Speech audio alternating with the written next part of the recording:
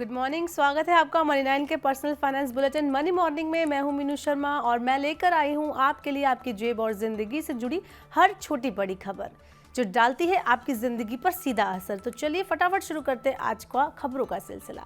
Festive season में आपको महंगाई से राहत मिल सकती है। सरकार ने भारत ब्रांड के तहत बेचे जाने वाले आटे की कीमत घटाने का फैसला किया है।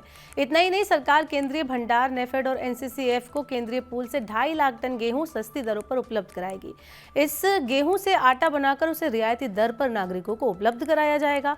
इस साल गेहूं की औसत कीमत अब तक 4.1% तक बढ़ चुकी है। बाजार में गेहूं की औसत खुदरा कीमत 35.84 रुपए प्रति किलोग्राम तक पहुंच चुकी है। इस वजह से सरकार ने आटे की कीमत घटाने का फैसला किया है।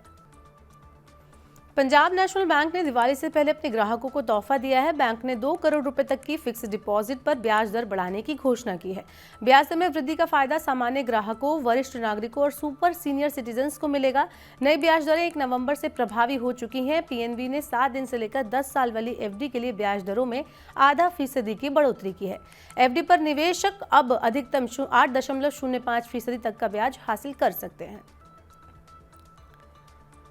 म्यूचुअल फंड कंपनियां अब निवेशकों को ऊंचे रिटर्न का आकर्षण दिखाकर उन्हें भ्रमित नहीं कर सकेंगे। Association of mutual funds in India यानी एएमएफआई ने एसेट मैनेजमेंट कंपनियों के लिए विज्ञापन में दिखाए जाने वाले अनुमानित रिटर्न की सीमा तय कर दी है। अब कंपनियां अपने विज्ञापन में केवल 10 साल के कंपाउंडेड एनुअल रोलिंग रिटर्न का ही इस्तेमाल कर पाएंगी। उत्तर प्रदेश सरकार ने अपने कर्मचारियों को दिवाली का उपहार दिया है। मुख्यमंत्री योगी आदित्यनाथ ने कर्मचारियों और पेंशन भोगियों के लिए महंगाई भत्ता बढ़ाने के साथ ही सभी राज्य कर्मचारियों को दिवाली बोनस देने की घोषणा की है। सरकार की इस घोषणा से राज्य के 18 लाख से ज्यादा कर्मचारियों और पेंशनर्स को फायदा होगा। गैर राजपत्रित कर्मचारियों को बोनस और सभी राज्य कर्मचारियों व पेंशन भोगियों को बढ़ी हुई दर से महंगाई भत्ता दिया जाएगा। अब मार्च तक सीएनजी और पीएनजी की कीमतों में कोई बदलाव नहीं होगा। महानगर गैस लिमिटेड ने अगले साल मार्च तक सीएनजी और पीएनजी की कीमतें और घटाने से इनकार किया है। कंपनी ने अभी कीमतों में बदलाव के किसी प्रस्ताव से इनकार किया है। चालू वित्त वर्ष में अब तक एमजीएल गैस की कीमतों में 2 बार कमी कर चुकी है। अप्रैल में सीएनजी की कीमत 8 रुपये प्रति किलोग्राम और पीएनजी की कीमत 5 रुपये प्रति यूनिट कम की गई थी। इसके बाद अक्टूबर में सीएनजी की कीमत 3 रुपये प्रति किलोग्राम और पीएनजी की कीमत 2 रुपये प्रति यूनिट घटी थी।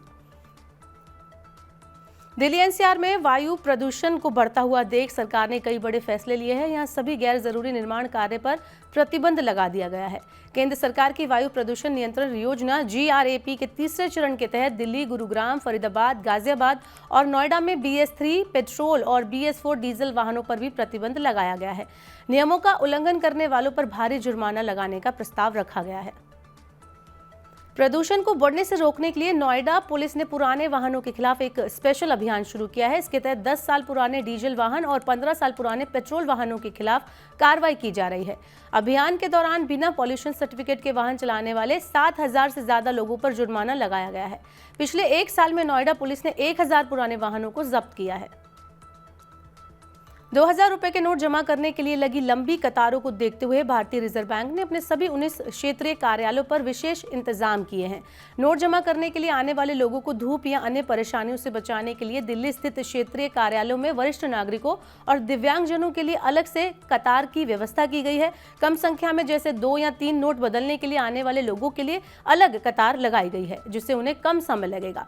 लोगों के लिए यहाँ पेयजल की व्यवस्था भी की गई है। लोगों की सुविधा के लिए नोट बदलने के लिए जरूरी दस्तावेजों की सूची कार्यालय के बाहर चिपकाई गई है। इसके अलावा भीड़ को संभालने के लिए दिल्ली पुलिस की जिम्मेदारी लगाई गई है। सरकार ने पहली बार 50 साल की अवधि वाले बॉन्ड जारी कर 10,000 करोड़ रुपए जुटाए हैं। ये बॉन्ड 2073 में मैच्योर होंगे और इन पर कूपन रेट 7.46% तय किया गया है। लंबी अवधि के सुरक्षित बॉन्ड की अच्छी मांग को देखते हुए सरकार ने पहली बार 50 साल के बॉन्ड्स जारी करने का फैसला लिया था। लंबी अवधि के बॉन्ड्स में बीमा कंपनियों ने सबसे ज्यादा निवेश किया है।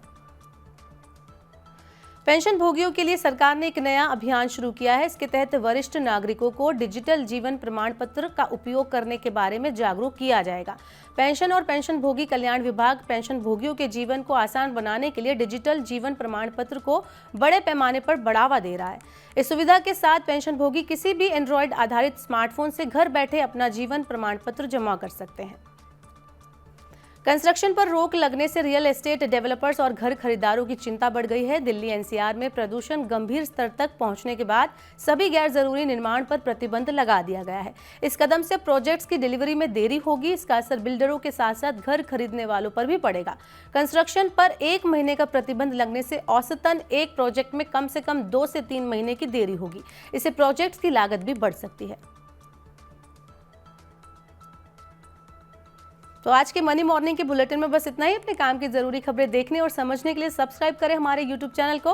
साथ ही पर्सनल फाइनेंस से जुड़ी खबरों को आप पढ़ना चाहते हैं, समझना चाहते हैं तो हमारी वेबसाइट www.money9.com पर विजिट करें। यहाँ पर 7 भाषाओं में आप पढ़ सकेंगे, समझ सकेंगे पर्सनल फाइनेंस से जुड़ी खबरों को। वहीं खास कार्यक्रम आप देखना चाहते हैं तो मनी 9 के ऐप को जरूर डाउनलोड कर लें। बने रहिए मनी 9 के साथ। नमस्कार।